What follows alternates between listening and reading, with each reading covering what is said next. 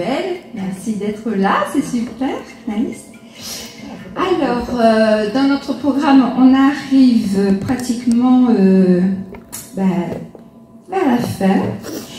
Et là, aujourd'hui, le topo, c'est sur la question « Comment Dieu me guide-t-il » Alors, c'est un vaste sujet et on aura l'occasion d'en parler ensemble tout à l'heure.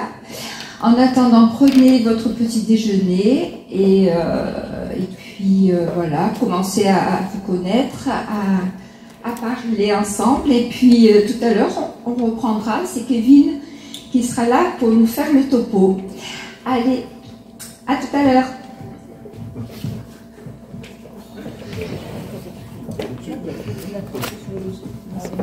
Merci Kevin pour t'occuper de l'ordinateur. Donc le thème d'aujourd'hui, vous l'avez ici, qui est projeté. Comment Dieu nous guide-t-il chaque jour dans notre vie? Donc c'est les questions qu'on se pose en tant que croyant, en tant que même pas croyant, on peut se poser cette question-là. C'est en tout cas une question existentielle pour nous, car on sait que chaque décision que nous prenons ont des conséquences présentes, à venir et parfois même éternelles. Alors je ne sais pas si vous êtes des personnes qui allaient souvent au cinéma, mais il y a un film qui, je ne sais pas si vous l'avez vu, c'est le film Matrix. Est-ce que vous avez vu ce film? Non, vous n'avez pas vu ce film? Pourtant, il y a des choses qu'on peut utiliser pour nous, en tout cas qu'on aimerait bien utiliser pour nous. Donc, c'est le moment où il y a deux agents, vous savez, ils font éruption dans l'open espace. C'est très aléatoire pour nous, tout ça, mais le héros, il travaille dans cet espace, il cherche, et pas pour lui offrir des fleurs, il y a des gens qui sont contre lui, donc il est un peu en panique. Et ça peut nous arriver, nous, d'être un peu en panique dans notre vie. Et à ce moment-là, le héros, qui est celui qu'on voit en premier, là, sur l'affiche, il y a son téléphone qui sonne, et au bout du fil, ce qui est extraordinaire, il y a un mystérieux inconnu qui lui propose de le guider pour sortir de l'endroit où il est, et de se sortir de ce guêpier dans lequel il est tombé, et dans lequel on veut atteindre dans sa vie. Et donc, à un moment donné, il entend une voix au téléphone. Cette voix qu'on aimerait bien entendre tourne à droite. Vous voyez, donc cette voix au téléphone tourne à droite. Et ce serait intéressant pour notre vie si on entendait une voix qui nous dise « tourne à droite ». Stop, attends un peu. Voilà, tu attends un peu, reste ici. Et puis, rentre dans le bureau sur ta gauche. À un moment donné, la voix lui dit. Hop, stop ici, rentre dans le bureau, voilà. Et à un moment donné, comme il est de plus en plus recherché, la voix au téléphone lui dit « baisse-toi ». Donc, etc., etc., on pourrait dire, donc ça se prolonge. Il y a toujours cette petite voix au téléphone qui lui parle et qui lui dit où il faut aller.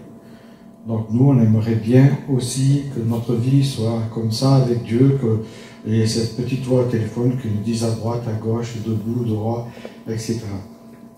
Ce serait formidable d'avoir au moins de temps en temps cette voix, d'avoir quelqu'un au bout du fil qui nous dise exactement ce qu'on doit faire dans notre vie de tous les jours, peut-être pour sortir d'une impasse familiale dans laquelle on est, ou alors d'une ornière professionnelle dans laquelle on est, ou encore d'un guêpier sentimental, ça peut arriver, puis etc. On aimerait bien entendre cette petite voix pour orienter notre vie, choisir la bonne personne, choisir le bon métier, la bonne église. Ah, si seulement c'était possible. Et on se pose la question, comment faire? Mais où tout cela du film de Matrice n'est qu'une pire fiction. On le voit, c'est un film en fait. Donc c'est pas possible. Mais on peut se poser la question, comment Dieu peut-il nous guider dans notre vie de tous les jours? Il y a une boussole. Une boussole, c'est intéressant parce que ça nous indique le nord, le sud, l'ouest et l'est.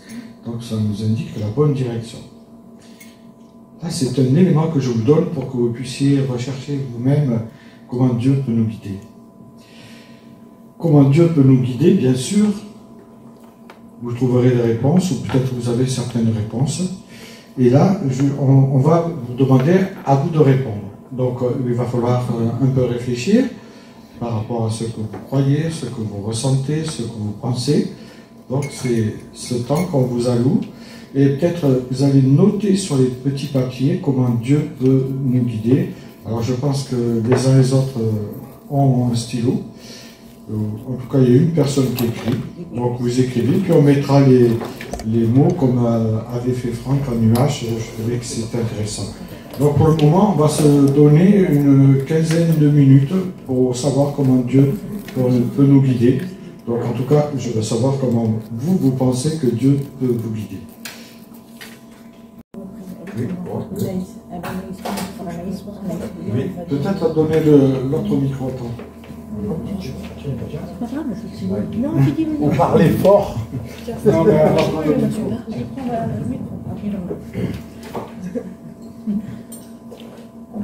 Là, là, Steve. T'arrives à me relire. Qu'est-ce qu'elle a marqué? Porte ouverte, en fait. Mais la question que j'ai posée. Porte ouverte ou porte fermée, on avait dit. Oui, mais c'était pourquoi la question Eh bien, Est-ce qu'elle voulait R? Non, c'est ça. Ah oui, d'accord. Ah, la technologie. Vas-y. Tant pis, je fais ça micro. Allez, fais-le. Comment ça? Pas grave. Non, il y a depuis. Vas-y. Alors, vas-y. Oui. Tu peux nous dire comment Dieu peut nous parler? Oui. Un micro. Ouais. Alors? Oui. Comment Dieu nous guide-t-il à travers des gens? À travers les gens, on va écrire à travers les gens. Est-ce que cette table veut s'exprimer? Avec le Saint-Esprit? Oui, c'est ça. Par le Saint-Esprit. Saint-Esprit? Saint-Esprit, tu écris. Par le Saint-Esprit, Dieu peut nous parler. Encore. La voix intérieure? Vous avez dit quoi? Une voix intérieure. Une voix intérieure, d'accord. Ensuite, vas-y, Steve. Moi, avec la Bible. Hein. Avec la Bible. Ouais. Alors, le Saint-Esprit, les gens. Lui, par la conscience. La conscience. Dans la prière et la méditation. On va aller doucement pour que. Oui, c'est vrai. Voilà. Par le silence aussi, le silence. Par le silence, tu attends un peu pour qu'il puisse. C'est pas moi, c'est en fait, c'est pour qu'il puisse écrire en même temps. Voilà. Est-ce qu'il y a d'autres possibilités pour que Dieu nous parle? Vas-y, Nadia. Dans la prière et la méditation. Par la prière. Le jeûne, la prière et la méditation. Ouais, le jeûne. Alors, le jeûne à la prière. La méditation. Ouais, ça. Lui, par les émotions. Par les émotions. Moi, j'avais les événements réalistes, c'est-à-dire quand il y a une porte fermée, une porte ouverte, ça nous guide. D'accord. Les portes qui s'ouvrent, qui se ferment. Encore. Par les Écritures, c'est pareil avec la Bible. Oui, c'est pareil que la Bible. Les Écritures. Oui, par les expériences. Les expériences, d'accord. Dans les rêves, dans les songes. Par Dans les songes, dans les rêves. Par les rêves. Ça peut. Les songes. L'autre table. Les songes. Oui, les songes ou rêves. Ah non, c'est pas pareil. On a Oui, on va chercher un dictionnaire. C'est quoi les songes? Encore. Parce qu'il est bon pour nous. Oui, mais là c'est. Comment On va mettre. un peu de côté celui-ci. Allez-y.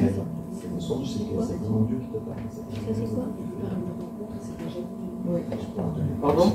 Une rencontre, c'est déjà. Oui. Les rencontres, oui. Oui.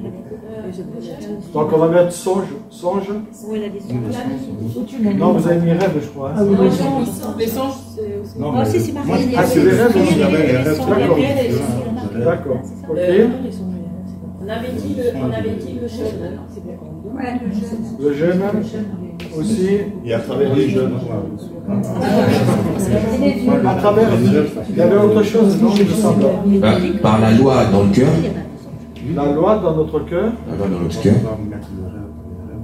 Votre table, il n'y a plus rien d'écrit dans votre table?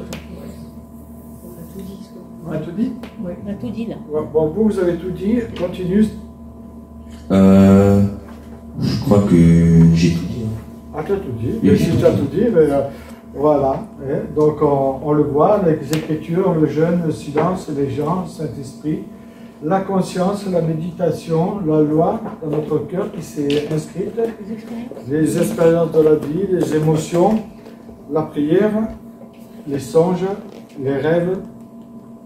Voilà. Donc, ça dépend des rêves. Voilà. Donc, je continue.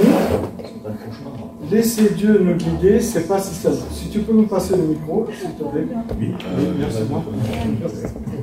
Dieu, tu fais tout.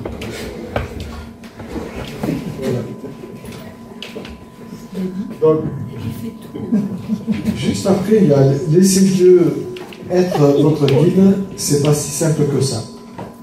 Il y a bien une boussole avec plusieurs éléments. Cette boussole contient beaucoup d'éléments. Et cet élément premier, c'est Dieu, bien sûr, et c'est sa parole, parce qu'il se présente lui-même comme un guide. Il dit ta parole est comme une lampe sur mon sentier, hein, une lumière sur mon sentier. Donc ça c'est intéressant. Et puis il dit cela aussi dans Isaïe 48, 12, je suis le Seigneur ton Dieu, je te guide sur le chemin où tu marches. Je suis le Seigneur ton Dieu, je te guide sur le chemin où tu marches. Alors on se dit, bon ben, si Dieu a écrit ça, c'est que ça a l'air simple, mais c'est pas si simple que ça, on le sait tous. Hein. Alors on se pose toujours la question, mais comment Dieu peut-il me guider dans ma vie de tous les jours? Donc comme vous l'avez écrit, entendre sa voix, je dirais, et quelques pistes, c'est bien sûr l'écriture. La volonté générale se révèle dans la Bible sur de nombreux sujets. Par exemple, qui je dois choisir comme conjoint, sur la vie dans le mariage, le travail aussi, sur l'argent aussi, Dieu nous parle, la vie en société, etc. Donc on trouve beaucoup d'exemples. Il nous demande aussi d'être fidèle et intègre avec celui ou celle qu'on a choisi. Et puis, comme je l'ai dit, comment choisir son conjoint, il y a beaucoup de passages qui nous le démontrent. Ou bien vous pouvez vous poser une question sur les impôts. Est-ce que je dois payer mes impôts ou pas? Et là, la Bible est claire, rendez à César ce qui est à César. Donc, peut-être que le Seigneur m'appelle aussi à économiser une partie, mais sans tricher. Donc, un chrétien se doit payer ses impôts. Alors après, je dirais, il y a toutes situations qui sont différentes, hein, quand tout va bien, je dirais, parce qu'il y a des situations qui ne se prêtent pas justement à ce que, quand on est obligé, par exemple, d'avoir un travail qui n'est pas déclaré, parce que pour subvenir à nos besoins dans certains pays, donc là, je ne crois pas qu'on peut payer ses impôts, puisqu'on n'est pas déclaré. Donc il y a énormément de situations, point par point, dans la Bible qu'on peut retrouver. C'est vraiment une bonne boussole. En revanche, Dieu nous donne une orientation. On peut même utiliser une parole qui nous parlera précisément dans telle situation dont on se trouve au moment présent.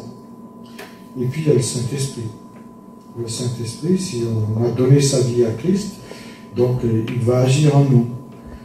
Bien sûr, chacun est différent. Dieu prend soin de nous conduire d'une manière personnelle en nous prenant là où nous en sommes. Donc, il nous guide pas à pas par son esprit, comme par son Saint-Esprit. quand on est chrétien. L'Esprit Saint désire nous conduire, nous interpeller. Il faut apprendre à écouter sa voix. Et comment savoir s'il s'agit bien de Dieu? Jésus nous dit, mes brebis écoutent ma voix, moi je les connais, elles me suivent. Donc quand on écoute sa voix, automatiquement, on va suivre Dieu, sa parole. Au fur et à mesure que nous développons une relation avec le Christ, on va identifier de plus en plus sa voix dans notre vie de tous les jours. Par exemple, quand on prie, Dieu peut nous parler au travers d'un temps de prière qu'on a pris avec lui. Il faut savoir que la prière n'est pas un monologue, donc c'est une conversation. Il y a aussi l'écoute dans la prière. Ce n'est pas nous qui devons tout le temps parler. Nous devons apprendre à nous mettre à cette écoute que Dieu veut que nous ayons les uns et les autres pour lui. Il peut agir par des voies parfois inhabituelles. Des paroles, on l'a dit, des songes, on appelle ça des paroles plutôt que Dieu nous donnerait. C'est pas un rêve, un songe, mais c'est quelque chose que Dieu nous a donné, ou des paroles prophétiques de quelqu'un qui nous parle, peut-être sans savoir ou en ayant conscience, par des images, peut-être quand on est dans la nature, qu'on regarde dans la création, Dieu peut nous parler, nous montrer sa beauté, nous montrer sa grandeur. Bien sûr que parfois nous pouvons nous tromper. Moi, je me suis déjà trompé, pensant que c'était Dieu qui parlait, et en fait, c'était plutôt mes émotions, moi-même qui me parlait. Et pour savoir si Dieu nous parle, s'il nous parle au travers du Saint-Esprit, comment savoir s'il nous parle au travers du Saint-Esprit? On va mettre en concordance, et il faut que ce soit en accord avec l'Écriture, ce que nous entendons, ce que nous ressentons. Est-ce que cela conduit à plus d'amour? Justement, ce que j'ai entendu, on peut se poser la question. La première, c'est bien sûr, est-ce que c'est en accord avec les Écritures? Est-ce que cela me conduit à plus d'amour pour mon prochain, pour Dieu? On sait très bien que Dieu est amour, qu'il nous invite à aimer notre prochain. Est-ce que je ressens la paix de Dieu quand je reçois cela? Est-ce que cela me procure de la joie, de la sérénité? Et quels sont les fruits que ça va produire, ce que j'ai reçu dans ma vie? Est-ce que cela correspond à une prière, une parole, ou une image reçue dans le passé, ou un songe? C'est, je crois, tous ces facteurs qui seront importants. Et puis on pourrait en détailler d'autres, mais Dieu nous parle aussi par notre intelligence. D'accord? Il nous a donné un cerveau. Voilà. Plus ou moins grand. Alors, devenir chrétien, ça n'implique pas qu'on ne doit pas réfléchir, bien au contraire. Il y a 2 Timothée 2,7 qui nous dit « Réfléchis à ce que tu dis, utilise ton intelligence et le Seigneur te donnera de tout comprendre. » Donc, on va dire, il y a le Saint-Esprit qui nous parle, mais il y a aussi notre intelligence quand même. Si le Saint-Esprit, en tout cas, si nous croyons que le Saint-Esprit nous parle pour faire quelque chose qui n'est plus en accord avec ce que Dieu dit, ça veut dire qu'il y a un problème. La raison et l'intelligence nous viennent toutes les deux de Dieu. Elles doivent être mises au service de notre foi et de notre relation avec le Seigneur. Elles sont, on pourrait dire, des petites lumières pour tous les aspects de notre vie, pour notre vie spirituelle aussi, bien sûr. Nous arrive-t-il de demander à Dieu d'éclairer notre intelligence, notre compréhension sur telle ou telle situation, ou sur telle personne qui nous donne le discernement. Et puis, il y a aussi que Dieu peut nous parler au travers des conseils des frères et des sœurs, ou même pas forcément des frères et des sœurs. À l'écoute des conseils des autres, Dieu nous invite à être à l'écoute. La Bible recommande de chercher les conseils. Celui qui écoute les conseils est sage, mais il nous dit de ne pas écouter n'importe quel conseil aussi.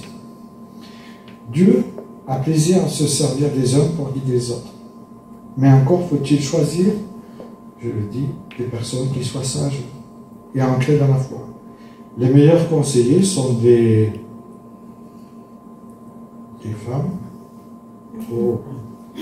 et des hommes qui connaissent le Seigneur et qui ont une vie, voilà, qu'on sait qu'elle est en conformité avec ce que Dieu attend.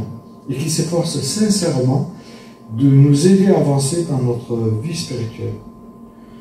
Autrement dit, ce sont celles et ceux qui cherchent à avoir une conduite conforme à Dieu, qui sont pleines d'expérience et de sagesse, qui peuvent être des modèles pour nous. L'apôtre Paul dit soyez des modèles comme moi-même je suis du Christ. Quand il s'agit de décisions importantes, c'est bien d'avoir des personnes à qui on peut s'adresser, de demander leur avis. Il est bon de les consulter, qu'est-ce qu'elles pensent. Et parfois, il y a même des conseillers qui ne sont pas chrétiens qui peuvent nous donner des bons conseils. Ils nous connaissent parce qu'ils nous connaissent et qui peuvent avoir des impulsions qui viennent de Dieu aussi et qui peuvent être précieuses. Et puis, ça a été dit par les circonstances de la vie, des portes qui s'ouvrent ou des portes qui se ferment. Dans tous les cas, Dieu nous rappelle qu'il est maître de tous les événements. Il y a un passage des Proverbes 16, verset 9 qui dit « Le cœur de l'homme planifie sa voie, mais le Seigneur dirige ses pas. » Donc c'est très clair, Dieu peut ouvrir ou fermer une porte. Dieu peut nous guider également à travers tout ce qui nous arrive, les bonnes choses comme les moins bonnes.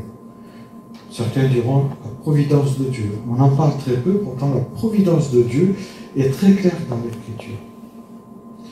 Par exemple, quand nous demandons à Dieu de nous guider, sa réponse peut être rapide. Mais souvent, il faut attendre. Et on n'aime pas trop attendre. Il faut attendre quelques jours. Bon, ça peut aller. Quelques mois. Ça commence à faire, et puis quelques années, alors là, on a du mal. Alors parfois, on peut commettre des erreurs en essayant de réaliser nous-mêmes ou d'accélérer les projets que nous avions, qu'on pensait que Dieu avait mis à notre cœur. Et ça peut être quelque part un désastre. Laisser Dieu nous guider peut être avant tout un abandon à lui, à sa grâce, se confier en lui avec nos faiblesses, cesser de vouloir s'inquiéter, de vouloir maîtriser, s'en remettre à lui, cesser de tout vouloir prévoir. Oui, avec un agenda, tel jour, telle heure, je vais faire ceci, je vais faire cela. Non, il s'agit d'avoir confiance en Dieu, qui dirige tout parfaitement.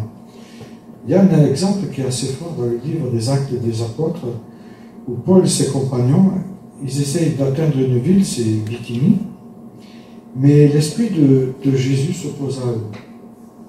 Paul dit, cette ville a besoin d'entendre l'Évangile.